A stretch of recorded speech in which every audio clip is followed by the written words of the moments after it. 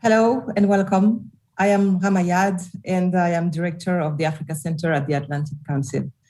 Today marks an important milestone in the Center's Afrocentury initiative as we launch Senior Fellow Aubrey Hubri's new report entitled Priority for US-Africa Commercial Policy in the Biden administration. We are deeply grateful to the Africa Finance Corporation and their president and CEO, Samaila Zuberu, for their patronage of this work. This is probably one of the most relevant reports I have read about the first steps of the Biden presidency. It is not just a report, it is even a roadmap drawn with the intelligence and audacity that characterize Aubrey. And I don't want to say everything, you'll find out when you read it.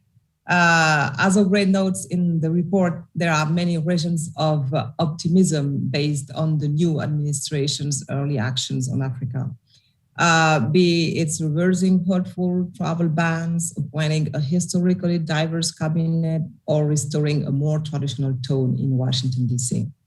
However, truly advancing US-Africa policy requires new thinking and a concerted approach. This is where we hope Aubrey's report will be particularly used. And we are thrilled to have an estimated panel today to provide insights on key themes of US-Africa business engagement, climate finance, and people-to-people ties through the creative industries. I'll now hand it over to Aubrey, who leads our work on economic prosperity and commercial policy, for a brief presentation of the report before leading a moderated discussion. Aubrey, over to you. Thank you, Ambassador Riyad. It's such a pleasure to be here today with all of you and to speak a little bit about things that I'm very passionate about, and many of us on this panel are, which is how to build stronger commercial ties between the US and African nations. This report comes at a fortuitous time, not just because of the change of the administrations, but also because of an intersection of two things. One, an intersection of our own realizations and recognitions in the US about the need for a more commercial and investment-oriented approach to African markets, and meta trends that have been taking effect in African economies over the last 20 years. And so the Biden administration is stepping into a moment that is this intersection that allows for a greater integration of African countries into overall foreign policy objectives. And this is contrast to what we've seen in the past, which has been a traditional siloing of Africa policy. So traditionally, it's been Africa policy is kind of in the corner, defined by issues that are unique, supposedly, to Africa, whether that be the HIV/AIDS battle or the challenges around electrification. However, you see even this week with the climate change summit that President Biden will be hosting, that African nations are a part of this effort. And so we are going to see more mobilization across cross-cutting issues, including climate change, democracy promotion, diversity and inclusion. So I want to break down into this unique moment in the intersection of the realization and the meta trends.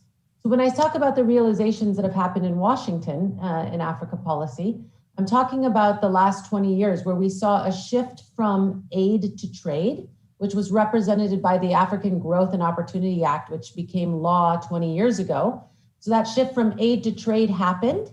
But then what failed to happen and what kept AGOA from realizing all of the ambitions we all had for AGOA was the lack of an investment corollary.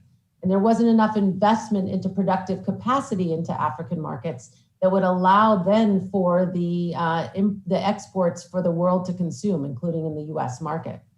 And so we now see, with the emergence of Prosper Africa, with the creation of the Development Finance Corporation, and with the reinvigoration of US Exim Bank over the last 4 years, you see a recognition that we need to facilitate investment into African markets. And I'm thrilled to be going into a panel soon with 3 investors in the region. So this aid to trade to investment shift has been significant. And I think we're really only on the cusp of figuring out the best way to mobilize investment. At the same time, that's happened to a realization in Washington that there is a world of global competition that needs to take place. And that's come with the view that China is now risen and has economic prowess that needs to be somehow countered or at least matched, or an American offering made in value proposition to partners all over the world.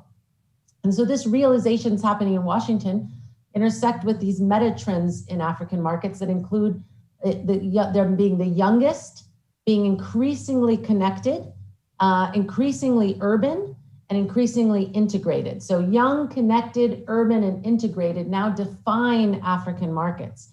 And that makes the commercial opportunity even greater for US companies.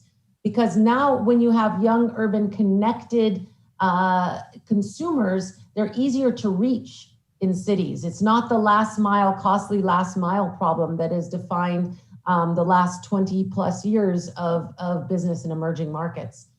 And you have the African Continental Free Trade Agreement. So the historic coming together of African countries to create one market allows for larger market opportunities for American companies. So the commercial, I think, imperative is strong. You do have, by 2030, the continent will have 17 or more cities with more than 5 million people. Europe only has 4, North America only has 2, and those cities will have people in 680 million people with smartphones. And that smartphone is the device, the window to the world, the shopping device, the education device, the entertainment device for so many. And this larger market, the African Continental Free Trade Agreement presents will constitute about $6.7 trillion of consumer and business activity by 2030. And so as we emerge from this COVID period, we are coming back to African countries and economies that are more diversified, more robust, and IMF is projecting about a 3.5 to 4% growth rate in 2022. And you see the response from the investor community. You see, even during COVID, over $1 billion was raised for venture in investing in venture capital opportunities in African markets. And African startups were really gaining a lot of attention. And so I look forward to hearing from Visa in particular about some of the startup investments that Visa has made. And we know that the climate imperative that the Biden and challenge that the Biden administration has put forth in Washington also applies to Africa policy. And that challenge has been that every agency of the US government has to have a climate policy and a climate approach. And that impacts all the agencies that are relevant to the commercial relationship with African markets, whether they be the DFC, USAID, XM Bank, USTDA, and others. And that investment ability that is embedded in those entities really can help to close the investment gap that exists for climate investments for African countries. The World Bank estimates that sub-Saharan Africa needs about $15 billion annually to implement climate mitigation measures. And that's on top of a very large infrastructure gap of somewhere between 70 and 100 billion that sits on the basic infrastructure. So climate infrastructure requires even more financing. And we know that financing must come from the outside in part. So that's why we're also thrilled to be joined by PA from the Green Climate Fund, the largest private investor in climate and renewable projects. And so lastly, I think there is a huge opportunity around people-to-people ties. And we're thrilled to be joined on this panel by Moa Budu from Ebony Life TV, because her work really represents the power of US and Nigerian, in this case, relationships and building platforms that reach young people, that create opportunity in both countries, create jobs, et cetera. So I look forward to talking with her. Let me quickly just summarize some of the recommendations that exist in this report, and I encourage you all to read it. On the commercial policy side, we would like to see Prosper Africa continue. And because Prosper Africa has made some significant progress, we'd like to see Prosper Africa continue, especially the coordination mechanisms that undergird Prosper Africa, but believe that it needs to have a sectoral focus, that to the outside world, to our African partners and to American companies, as we go to mobilize investment, we need to be centered around a few sectors, whether that be creative industries, digital infrastructure, agriculture, financial services, whatever they are, we need to choose 2-3 priority sectors so to ensure that Prosper Africa has the ability to mobilize capital. I also argue for a special focus on digital infrastructure because we know that there's $100 billion needed to reach universal broadband access in African markets. And we also know that there's a lot of interest growing among the large American tech companies, from Facebook to Microsoft, Amazon to Google. And so there must be a way to build on this momentum to continue to ensure that African young people are connected. On the climate policy recommendations, we really look forward to the US meeting its obligation to entities like the Green Climate Fund. Green Climate Fund is a significant investor in lower income countries like that you find in African markets. And you need that ability for experts to be able to invest capital. And so we look forward to the US meeting obligations.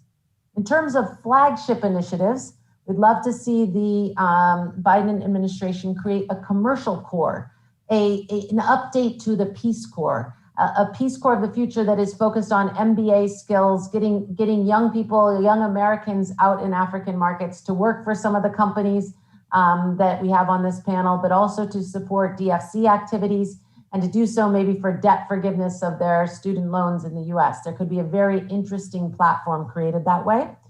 And lastly, I argued for a creative industries partnership, a way to create a kind of council for creative industries that would involve leaders in the US and African markets, particularly in Nigeria because of Nollywood, and find new ways to finance the creative industries.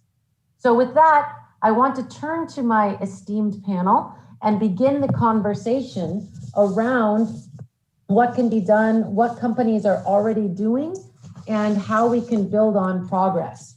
So with that, I would like to first turn to Ambassador Demetrius Marantis, who's the Senior Vice President of Global Government Affairs at Visa. And as I said, Visa has been very exciting in their activities on the continent, growing rapidly. I followed closely the 2019 investment Visa made in InterSwitch, which is Nigeria's largest electronics payments company, and also the other startups in the financial services that Visa is investing in. So Demetrius, tell us a little bit about Visa's footprint in the region and what's exciting you from the market these days.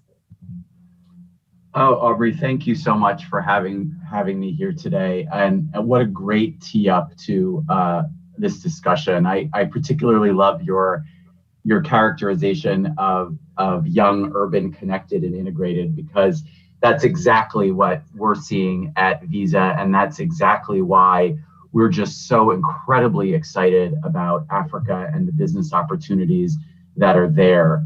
Visa's has opened its first office in Africa in 1992. And since that time, we've opened 8 offices, with the most recent addition being in Addis. And, you went through, Aubrey, I don't need to repeat, why Africa is such an incredibly attractive market for US businesses. But what I would like to focus on is, you talked a bit about digital infrastructure and the importance of digitization. That's really what we're finding in Africa. And I think the whole experience that we've all had with COVID has just underscored the trend towards digitization and the importance of being digitally enabled in order to be successful in terms of recovering from COVID. And to obviously transact across digitally, right? And to transact digitally, but really, Aubrey, just to really be successful from an economic perspective. We have an internal think tank called the Visa Economic Empowerment Institute, which recently did a survey of small and micro businesses in a variety of markets across the developing world, including in South Africa. And the number one thing that small businesses across South Africa and in the other markets we surveyed underscored is the importance of being digitally enabled, the importance of having digital infrastructure, and the importance of just being connected. We saw, in the past year, an acceleration of trends in a matter of months that normally would take place over a matter of years. And I mean, in particular, just the explosion of electronic commerce and electronic means of paying. Some food retailers in Africa experienced a 400% growth. The growth rates in other sectors in the e-commerce space are just staggering. And again, what does that underscore? It underscores that businesses that are digitally connected, that have access to digital infrastructure, are the ones that are going to succeed and thrive in the future. Yeah. That's why we as a company have made a commitment to digitally enable 50 million businesses over the course of the next 3 years. And I can go into great detail as to how we're trying to do that in Africa and what types of policies governments can put into place in order to accelerate those trends. But let me stop there because I have the tendency to go on and on and on. Well, no, one of the exciting things that I think will undergird this whole conversation, this whole panel, is the digital connectivity. Because whether they're watching Ebony Life on their phones or watching or making transactions, and really Olivier and his work is building that backbone. So for me, I think that's going to be a continual theme here, and it's one that will continue to excite us. One thing I was thinking about was the recently Flutterwave announcement and their expansion. And you look at a company that's maybe 4 or 5 years old that started with a few employees, and now they're in 20 markets. Now, just in contrast, Dangote Group, which we know have existed for decades, is in 14 markets on the continent. So, the ability to expand across borders with asset-light companies and the ability to integrate across borders is really critical of this sector. So, Olivier, I do want to turn to you. And Olivier is the Executive Vice President and President for Latin America and EMEA at American Tower Corporation. ATC plays a critical role in the backbone of building towers and that broadband connectivity that allows the consumers to get the data and make their ability to do the transactions. So, Olivier, can you speak a little bit about your current operations and investments made in the region? We know that you acquired Eaton Towers back in 2019, which dramatically increased your geographic footprint, especially in West Africa. So, would love to hear a little bit more about ATC. Yeah, thank you, Aubrey, and thanks for this introduction. And it's great to see the renewed interest in the African continent from the Americas side. Our company is Boston-based. We are an infrastructure provider. We basically are the middle guy between the consumers and the mobile operators. So whether it's the US, Europe, India, Latin America, and Africa, what we did in the past 25 years is basically buy or build this infrastructure and run it for the operator. The intent being to share the infrastructure between them so that from an environmental standpoint, this is as effective as possible. So initially, of course, we grew the business in the US and then in Mexico, in Brazil, in India. But very quickly we realized the potential and and the opportunity in Africa. You mentioned the size of the population, 1.3 billion people, 53 markets. Of course, the needs in terms of connectivity. So in 2010, we decided to enter South Africa first, and now we're present in 7 markets with around 20,000 towers. And the potential is huge. I mean, not only in business terms, if you are a publicly listed company in the US, but also in terms of corporate social responsibilities. There is a huge role that I think we are starting to play. Not only us, but I think all the companies represented there and all US companies that have decided to invest in Africa to play a role in developing the societies there.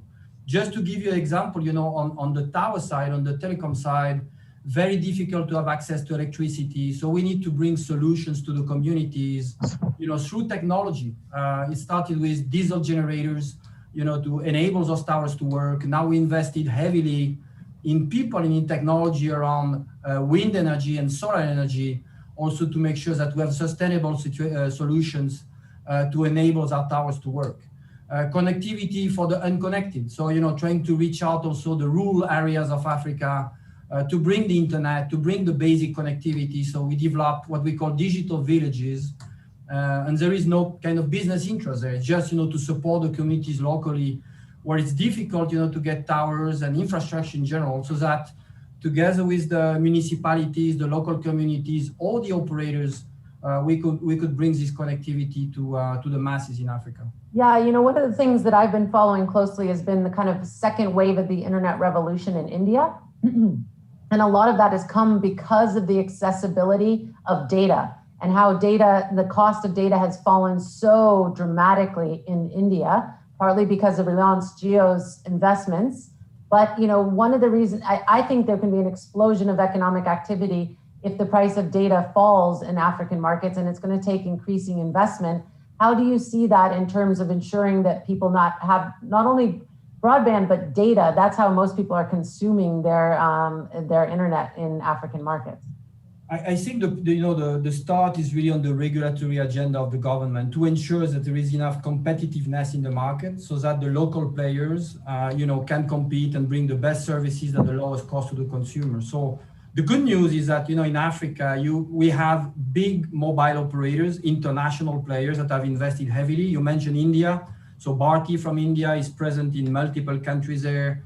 MTN of South Africa expanded across Africa.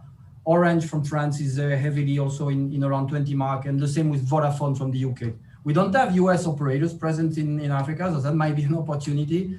But the good news, again, those guys are bringing, the knowledge, the expertise, the funding, so that together with experts from the field, so, us in towers, you mentioned Facebook or Google or Microsoft also to bring, part of the ecosystem there, we can bring the solution at the lowest cost to the consumers in Africa. Yeah, and it's a multifaceted solution, right? So Google and Facebook are investing in the undersea cables. Those are going to be the billion-dollar undersea cables. But once it lands at the port, whether that be Lagos or Benin, you need to have it distributed across terrestrially. So that's where companies like yours come in. I do want to turn to Aziz. Aziz is the managing director and co-head of EMEA Emerging Markets at Citi. And Citi's, I always hear how aggressive Citi is looking at African markets, and then it's exciting and refreshing because so many global banks have kind of pulled back away from the markets and left particularly African banks in a lurch as they haven't had the correspondent banking partners that they've needed to make global transactions. And the one I always hear is, oh, Citi still does it. Citi's still there. So Aziz, we're glad that you're joining us and glad that Citi's still robustly interested in African markets. Yeah, thanks, Aubrey. It's great to be here, and hi everyone. Listen, Citi has been in Africa for over 70 years, right? We've been in Africa, north, south, east, and west. We're present in 12 markets across Africa, and we have a long-standing history of doing business in these markets. And it's a lot of institutional knowledge. It's a lot of understanding around the client base and knowing what the needs are and the growing trends are. You mentioned some of the mega trends coming that you're seeing, and you talked about that. And we're seeing similar mega trends that are happening and impacting in a positive way Africa, which will help it grow in terms of its economic growth and trajectory and general upliftment of the population in Africa. And we want to be a part of that, and we want to intermediate quite a bit of that flow, having the knowledge and history that we have in Africa. And why do you think Citi's had such a kind of aggressive and proactive approach to the market while maybe others have not? Do you feel like you're stepping into an open space, or what's the kind of, how have you kept up the risk appetite within Citi? Yeah, listen, I think as a global bank, our strategic objective has always been being a global bank and having presence. We're in over 100 markets globally. And that's been part of our strategic objective as a firm globally for a number of years. And we see that as a strategic advantage. And how do you see that as a strategic advantage? We serve clients in multiple countries, multiple geographies, giving them consistent and superior service across the board. And we play a fantastic role in terms of bringing and connecting countries and clients and trading across the world. And with specific, the topic that is being discussed around Africa, we've done quite a bit of that over a number of years. And what we see is having a consistent, patient policy and a strategy around in Africa, and to make sure that we see the trends that are emanating and getting ahead of those trends and how we can facilitate those in a sustainable and efficient manner is what sets us apart. So yeah, I want to turn to Paul now, because the Green Climate Fund is the largest fund dedicated to helping fight climate change and has a heavy investment focus on, say, African markets. I talked about these meta trends, and they were all fairly positive, right? The growing population that's young and urban and connected, and this is an ability to reach consumers. But one of the forces that's maybe working against this trend is the impacts of climate change. We know that African countries are suffering some of the most dire consequences, but have contributed the least to the problem. And so how is the Green Climate Fund really thinking about expanding its footprint and doing even more than it's already doing in African markets? Thank you. Thank you very much. And it's a pleasure to join you in these discussions. The Green Climate Fund is supporting Africa. As you know, Africa is one of the most vulnerable regions in the world as a continent. And we are providing support to Africa, and our support is based on grants, loans, guarantees, equity instruments to leverage blended finance and crowding private sector investments for developing countries.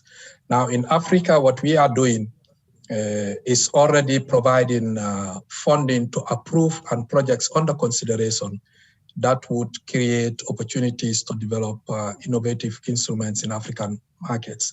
One example is the Subnational Climate Fund Global Fund, which was developed in partnership with Pegasus Capital Advisors, which is accredited to Green Climate Fund and IUCN.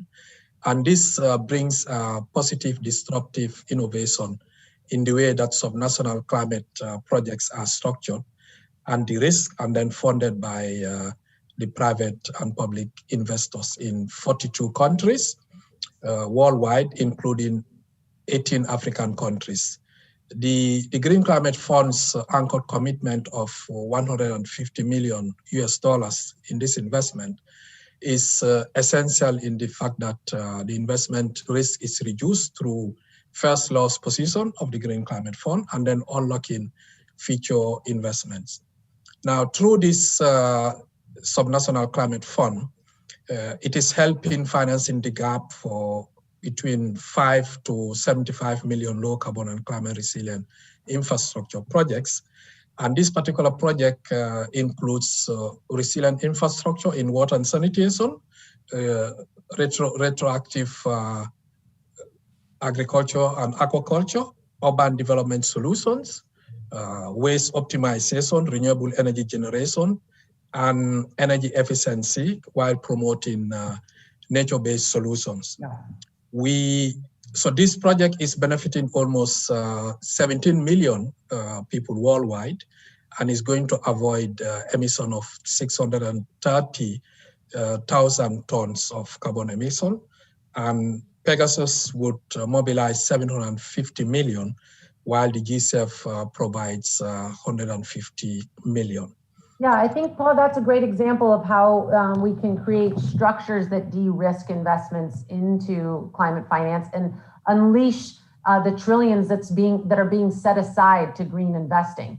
One of the concerns that I think we have at the Africa Center, but it's outside as well, is, of these new waves of financing that's becoming available for climate and green finance, how do we ensure that African countries can attract some of that finance? What we call a readiness preparatory support program, through which we support countries to be ready to access the resources from the Green Climate Fund to also meet the objectives of the Paris Agreement and the United Nations Framework Convention.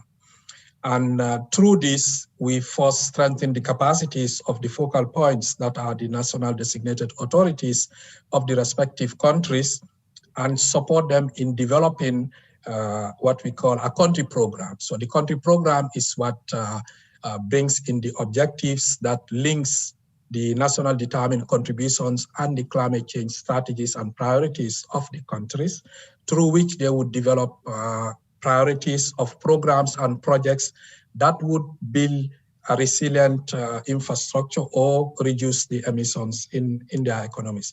So it goes through policy development, putting priorities in their various sectors through a multi-sectoral, a multidisciplinary approach through which they would consult all the stakeholders to agree on the priorities for the country. And based on those priorities, we further support them to develop concept notes. We also have a facility that is a project preparatory facility that provides grants to countries up to 1.5 million US dollars to really move ideas into fungible, bankable projects that can be submitted to the GCF for further funding. Yeah, so I think those kind of mechanisms are important as investors that are new to the space need to build on existing areas of collaboration. And speaking of international collaboration, I did want to turn to Mo Abudu, who's the CEO and founder of Ebony Life. Mo, are you with us from Lagos? You look like you may be frozen. All right, well, we'll come back to Mo when she returns. Let me come to to Aziz and Olivier and Demetrius. You know, one of the challenges I've had in my advisory career is really trying to get American companies to look at African markets with the lens of opportunity rather than risk first. And we know that, for example, many other emerging markets, Chinese or Indian companies come to the region with a view of opportunity first. They're not blind to the risks, but they don't overemphasize the risks or misrepresent or exaggerate the risks. How do you think, as leading American companies on the continent, we can get the risk-adjusted view right when it comes to reaching out? Maybe I can start with that with you, Demetrius. Yeah, happy to. Look, Aubrey, you mentioned at the beginning the partnerships and the work that Visa is doing with companies like InterSwitch and Flutterwave.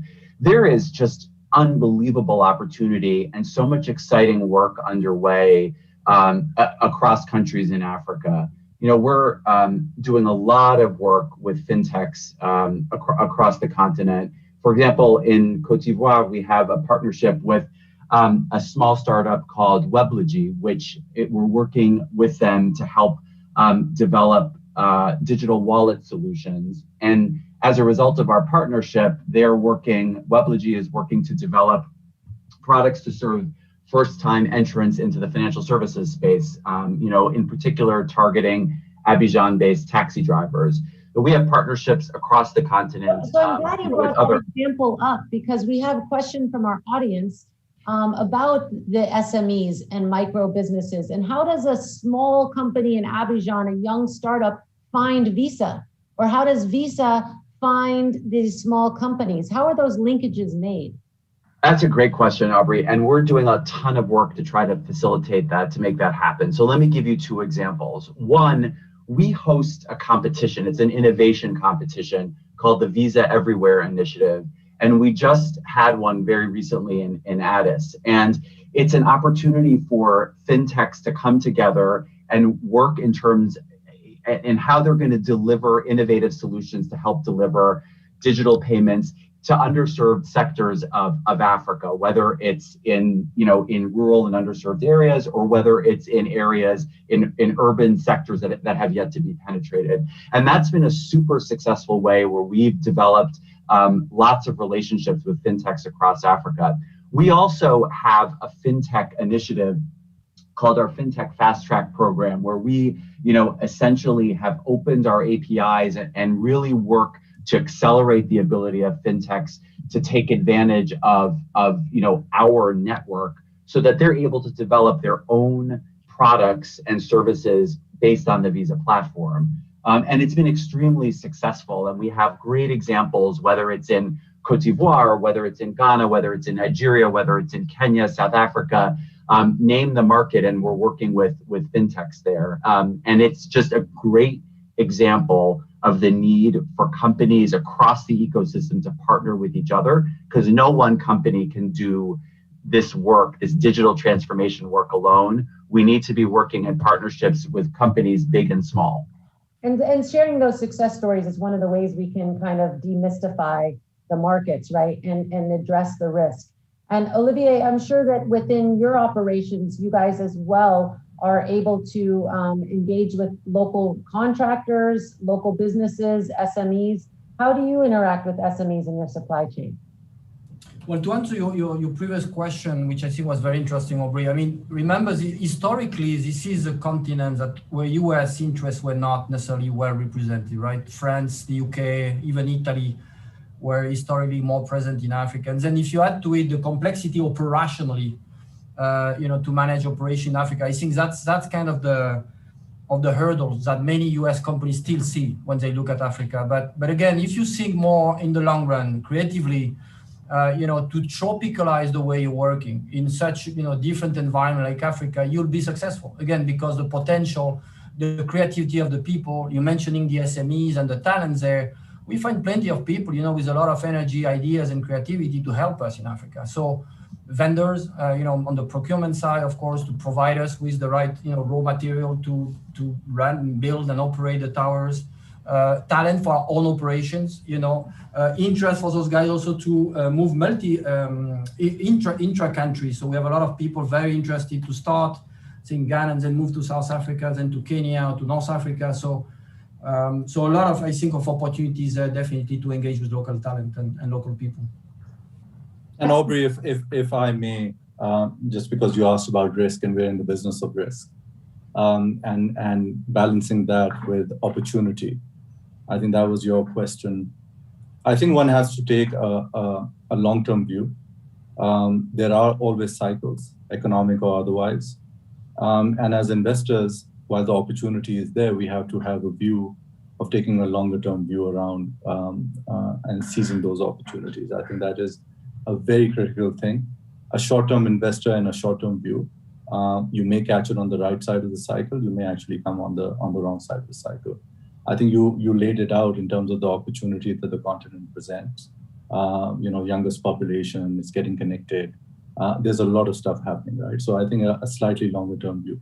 The other thing I would say, just to add on to what Olivia just said, I think one of the key things is unlocking finance, right? And unlocking that not only at the top end, but also at the supplier side, right?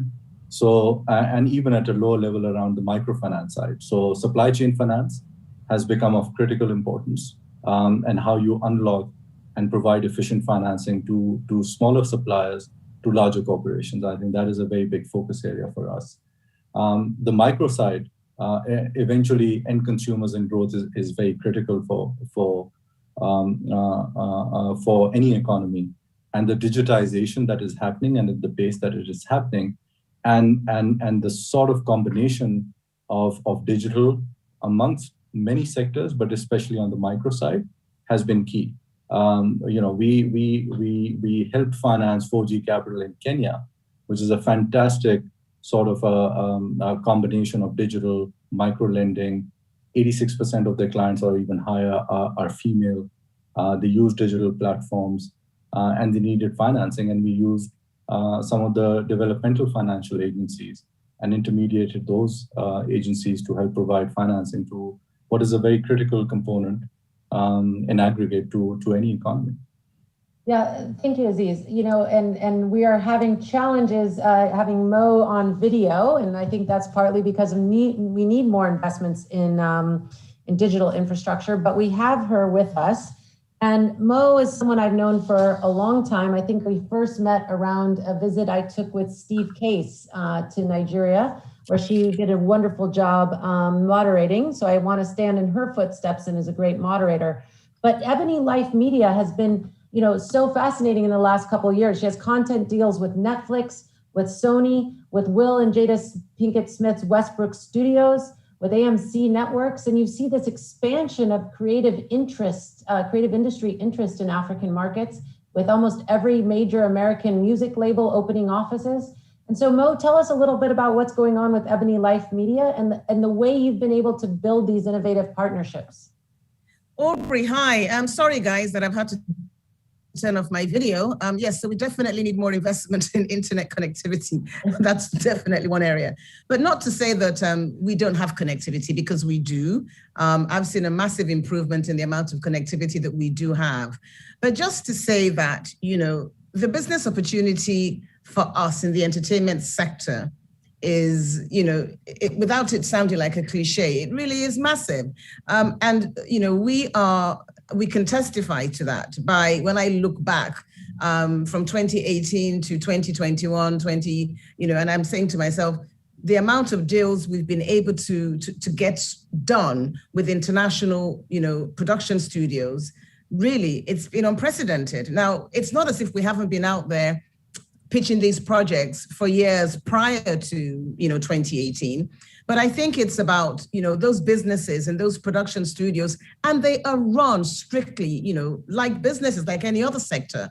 It's about identifying and saying where is the business opportunity within this. And I think the time has come, and they have realized that there is an opportunity, and that, you know, we are all digitally connected around the world, and everyone does want to watch content. There are so many different platforms. You've got you've got Netflix, you've got Amazon, you've got Hulu, you've got Disney. I mean, there are so many of them right now. And, you know, the thing is, it can take you a year to make a TV series, and you can consume that literally. If you binge watch an 8-part series, you can watch that in 8 hours. So you've spent a whole year sort of, you know, or even sometimes longer than that, creating this project, which is consumed within hours. So therefore, you can see that the world is looking for those stories that it can use to engage audiences around the world. Yeah. Because, you know, every single subscriber that you have is paying you whatever dollars per month. Yeah, so one of the things I love about the creative industry, and just your example of the film or your example of that series,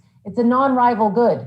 Meaning, like, if I only have one shirt, if I make a shirt in Nigeria, I can only sell it either in Nigeria or in the US market.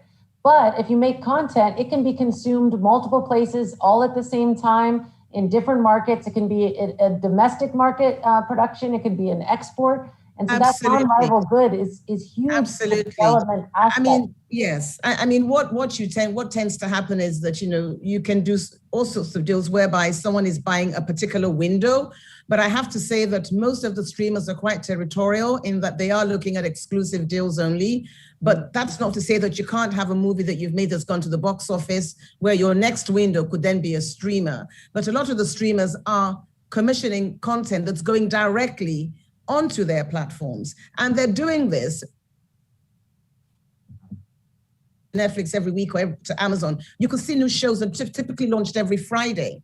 You know, but that show that's launched every Friday that's new to you has been in production for the last 12 months. So there's an entire department that's sitting there, that's scheduling, that's speaking to, you know, producers like myself and saying, we need, you know, to start working on a certain number of projects, which is why we have a multiple deal with Netflix on a whole slate of projects, because it takes time to produce them. They've recently moved into the Nigerian market space, and they know that to capture that Nigerian audience, you need to have content that is relatable to that audience. But at the same time, you want to tell stories that are global in nature, that appeals to a wider audience around the world. I mean, one of the movies that we made last year was the most watched Nigerian film on the Netflix platform, not just by Nigerians, but by others that just wanted to see a different backdrop, to see a different type of story being told. So that value chain is massive in our industry. I mean, every time that we make a movie or produce a TV series, you've got caterers, people are fed 3 times a day, you've got costumes, you've got music, you know, you've got graphics, you've got editors, you've got producers and writers, and, you know, the value chain is massive in our sector. So therefore, there's that ability to keep empowering, you know, and to keep building, you know, that particular industry. So it's a really great time to be in the industry because it really is booming. Last year, we saw Black Lives Matter movement, which tells you that Black stories also matter, African stories matter. So we're very busy investing in story development because the continent really has remained quiet for a long time. So in terms of, do we have a treasure trove full of stories to share with the world? I believe the reason why all the globals are coming to us now is because our stories are fresh, they're original, and those that are watching around the world want to see things that are fresh.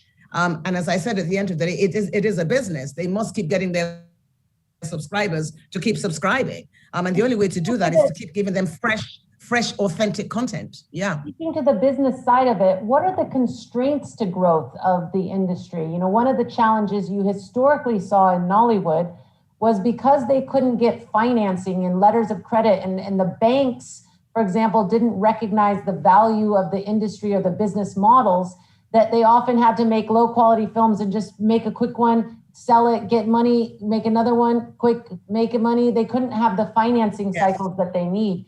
You know, what do you see as kind of what do we need to unlock the next wave of the digital creative revolution in African markets? Well, I think it's already been unlocked in that, you know, I think there are different levels of content production. I mean, there's very local stories which are made by local producers for local audiences. There are more regional stories that can travel Pan-African wide. And then you've got your global stories that are big and that they're just obviously going to go, you know, around the world. And those global stories are being invested in by some of the partners we have. I mean, the AMC sci-fi series is a big global series. The deals we've done with Sony are big global series. And some of the projects that we have with Netflix are also big global series. And the Westbrook ones are global series. So I think it's really a matter of looking at who you're partnering with. You know, how much are you ready to put into the production in terms of, you know, what is the cost per episode thing? That determines your talent, it determines your backdrop, it determines your director, you know, it determines everything based on the budget you put into it. But that's not to say that there isn't a local market in Nigeria. There's a very local market, that local producers can touch and feel and see, and they're able to empower those in their community on a day-to-day basis, because that's what, the average Nigerian that takes a bus may want to see. He may not understand some of the big global stories that we're telling. He just wants to understand something that concerns his local environment. Yeah. So Mo, I think we have, your success. There's a place for all of us. Your success at Ebony Life has really shown us the business side of the creative industries, but also people-to-people ties. I mean, the diaspora is a huge market. We know there are almost 50 million Americans, African Americans, and then there are at least 4 million Americans that have been born in Africa, but now live in the US. And so there's this huge diaspora market. There's a people-to-people ties. How did you go about building the relationships with Westbrook or with Netflix? How did you find each other? How did those deals come to be? It's been, I got into this business pretty late. I mean, as you know, I worked in ExxonMobil for the longest time as head of human resources, and I woke up at 40, nearly 17 years ago, and I said to myself, you know what, I'm changing careers. And everybody thought I was having a meltdown and having a midlife crisis, but I wasn't. I just decided I wanted to change focus. But it's been 10 years, really. I would say that I've spent the last 10 years, pitching African stories to these internationals. It's been a long time coming. I've been to MIPCOM. MIPTV is the largest TV market in the world. I've been going every year for the last 10 years. And literally, you're knocking on doors and people are telling you, oh, yes, we really think that's a great idea. And then, you get back and you're sending emails and no one's replying. But suddenly in 2018, the world woke up. Well, we did the same thing, which is just keep knocking on the doors. But what we did was our company invested in story development. And that's what I've said to local producers, is that you've got to make the investment in the stories that you want to pitch. Because if you don't have something to sell, it's like asking someone to invest in your business. If they can't see the vision, if they don't know what you're selling to them, they won't be able to invest in it. So we took a lot of time researching the stories, building the characters, building the worlds, the backdrops, and then pitching these ideas. We ended up with things that were as thick as sort of a 100-page magazine to show, the depth of what we were trying to do with the backdrops and the environments and the characters and the story arcs. And that's what we were pitching, and eventually they bought into it. And then as soon as we were able to do 1 or 2 or 3 deals, then now we've got people knocking on our doors and saying, we want to partner with you now, because they've seen the success we've had, you know, with what we've done with the others. So it's an easier sell now. Yeah. Persistence certainly pays in African markets. I think all of us have experienced that. Absolutely, it You need does. persistence. And so I want to turn and take some questions from the audience. We have a few about the African Continental Free Trade Agreement and free trade. You know, what are the regulatory things that need to be in place, Aziz and Demetrius, to see you know, more investment come? And what are you looking for in these kind of agreements that you want to see added or, you know, accelerated, et cetera? We all know that the African Continental Free Trade Agreement is a generational project. It's humongous, but progress is being made. So what are some of the regulatory issues that you want to increase? And Demetrius, I'll start with you because you have a background in trade as well. You're at the U.S. Trade Representative's Office, so you know that space. So Aubrey, I think the one area that is critical and fundamental today is digital trade. You know, I had mentioned earlier in my remarks that digitally enabled businesses, and particularly digitally enabled small businesses, are the ones that are weathering COVID and will be really at the center of the economic recovery. And so to ensure that small businesses are able to participate in global e-commerce, you need to make sure that global e-commerce is actually able to be conducted in a you know, free and easy way. The trouble that we're seeing across the world is governments are beginning to put in place barriers to the free flow of data, whether that's in the form of data localization requirements or other restrictions on data flows. And when you wall off your data, you're essentially preventing small businesses, which are the backbone of every single economy in Africa, as well as in the United States, from recovering. And so as governments think about sort of the next step in the next generation of trade policy, digital trade agreements are the ones that, in my view, are the ones that are going to be most fundamental to powering the post-COVID economic recovery. The Africa Free Trade Agreement, the Continental Free Trade Agreement, definitely plays a role, particularly with as we think about how you implement the digital protocol. But as the United States and as the Biden-Harris administration think about what can they do more with African countries, really focusing in on digital trade, I personally think will be the thing that will be most enabling for small businesses in both the United States as well as in Africa to engage in the type of cross-border trade that we're seeing flourish so much in a post-COVID environment. Yeah, Aziz, there was a special question to you about regulatory issues that you've had to navigate on the continent, and whether there are, you know, whether agreements like the African Continental Free Trade Agreement help in that effort. Yeah, listen, regulation is something we and a lot of industries live with on a day-to-day basis. So all about a positive engagement and a free and transparent engagement with our regulators, and also to a certain extent advocacy, right? You've got to be an advocate not only for yourself, your business, but also for your clients as well, and use those platforms to do that. And listen, any trading block has huge amount of benefits, right? When you can trade as a block, as opposed to an individual country, and we do have much smaller countries in Africa which find it difficult to compete at times. I think it's a fantastic opportunity for the continent as a whole to be looking at it as a block and as a trading partner. Yeah, I mean, one of the greatest constraints to investment in the region has been that it's 54 countries. And, you know, 3% of the world live in small landlocked countries, but 30% of Africans do. That, you know, there's a question about low inter-regional commerce. That's part of the reason why it's costly to move goods when you don't have ports in every, you know, when in most countries don't have ports, when you have to move goods far from ports, when there's infrastructure. So these things are high cost. And, you know, an African Continental Free Trade Agreement, it basically exists any free trade area. You want free movement of people, which there's a lot of progress on because of the reduction of visa requirements for Africans.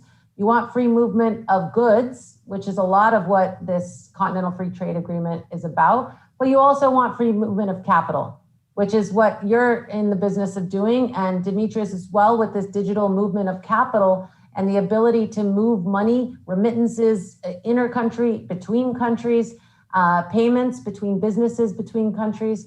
All of these things can make African Continental Free Trade Agreement more of a reality. And maybe Yeah, Olivier, go ahead. Sorry, I was just going to add the first point, right? One of the things that is very important is efficiency and cost efficiency, how you move goods and at what price, right?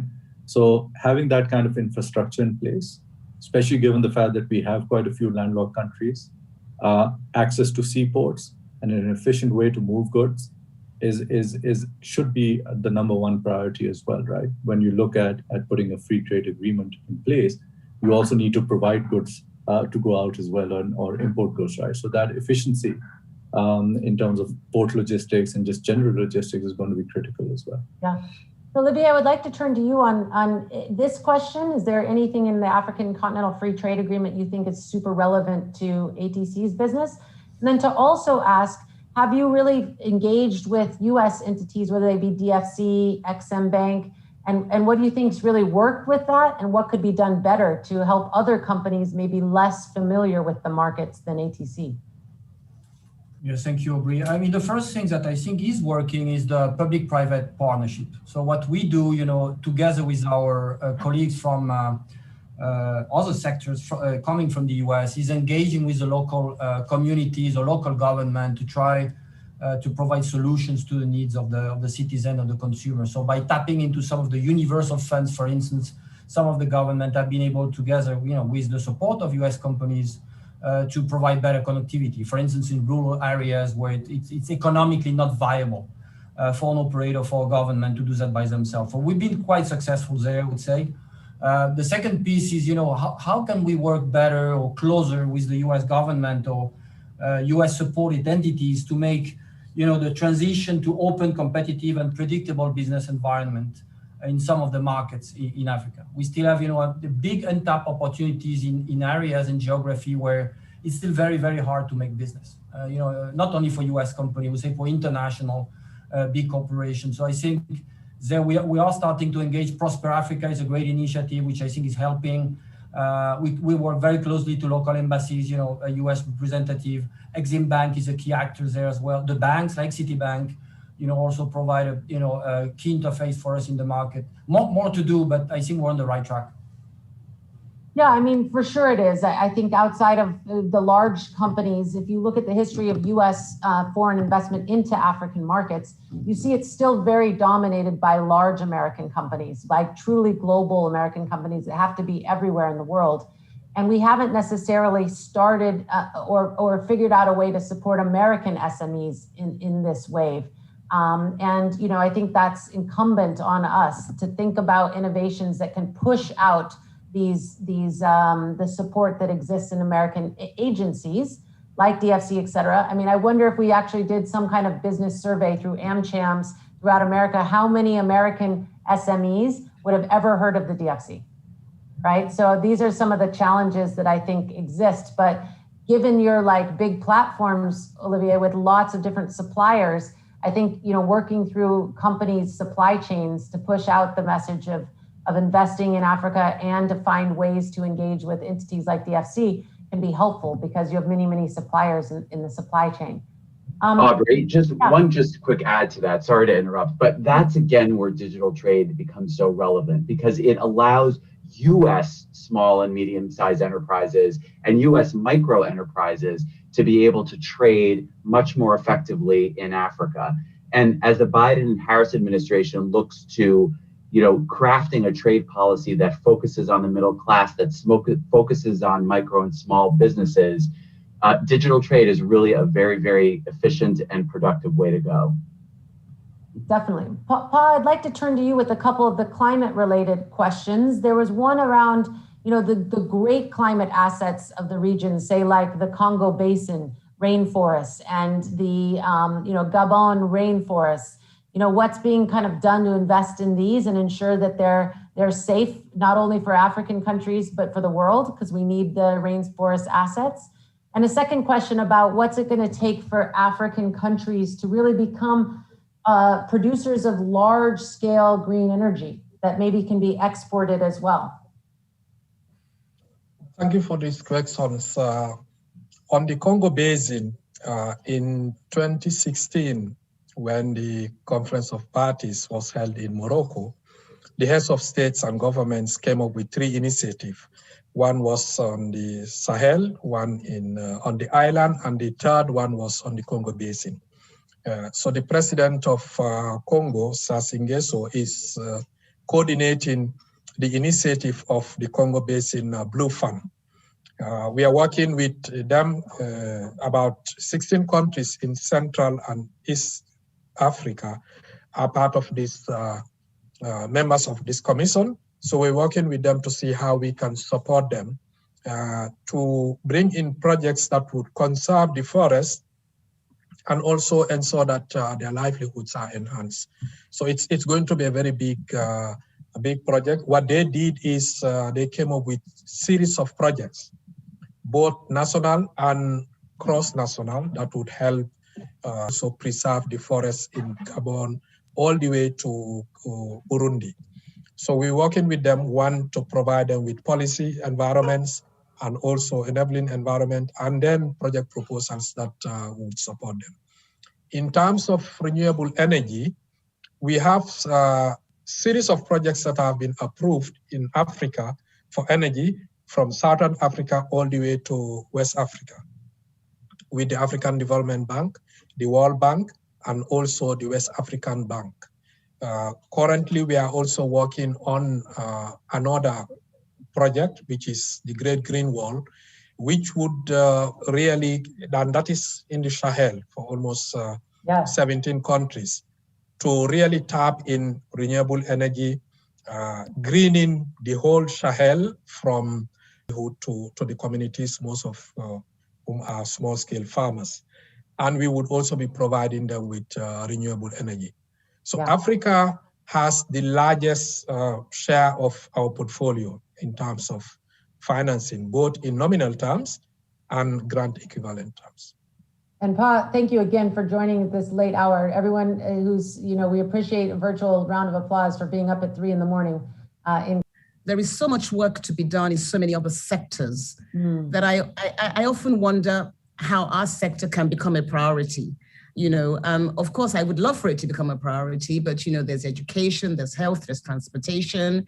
But we've seen the impact that our sector has had, on the economy, that I think it does deserve to be given, some priority, because, the industry has grown by those that are within the industry. A lot of what's happened has happened out of the passion and the love that people in the industry have.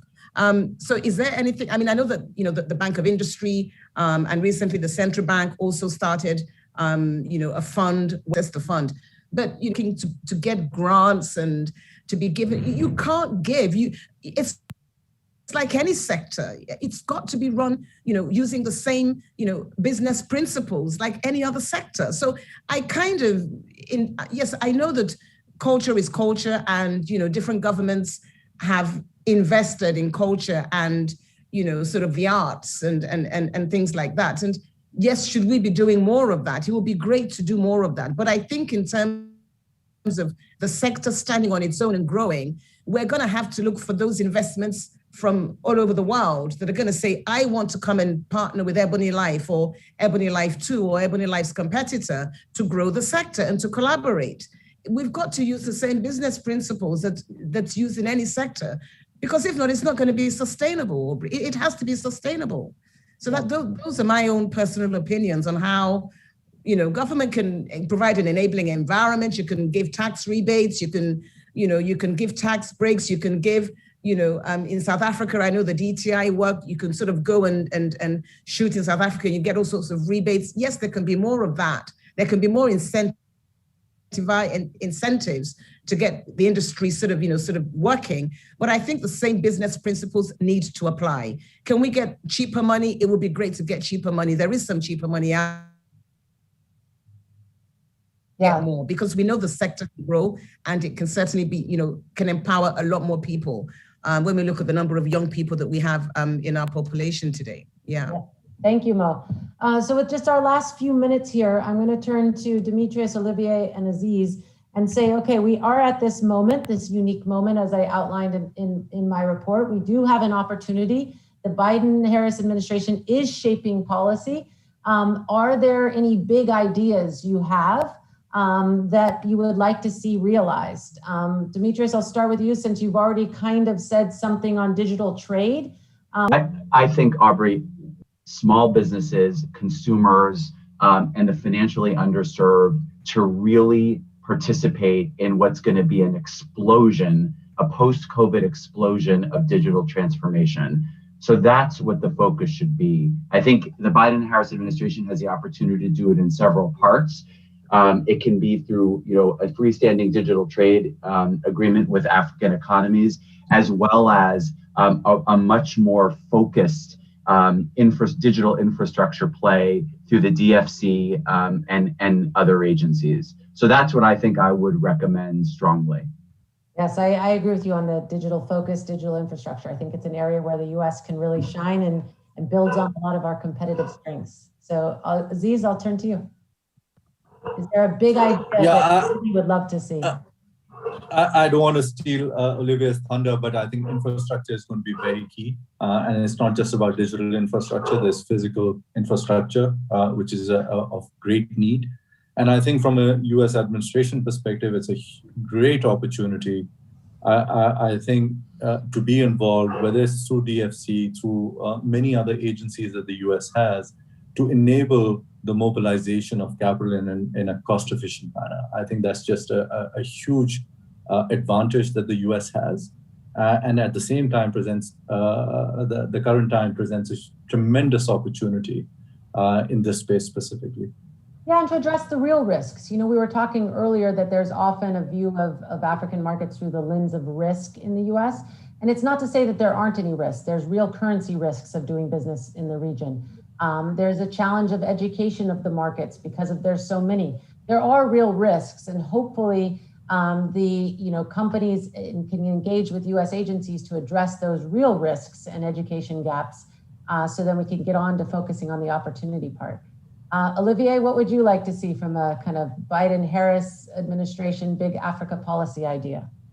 I think the challenge for the new administration, how do you harness the collective intelligence, from a US standpoint, to make an impact? I think many US companies and, many of those are represented here have been successful so far to do business in Africa. We probably can do more. I think there's a leadership role that the US administration, can have there. And of course, a sustainable digital transformation in Africa is probably a good agenda.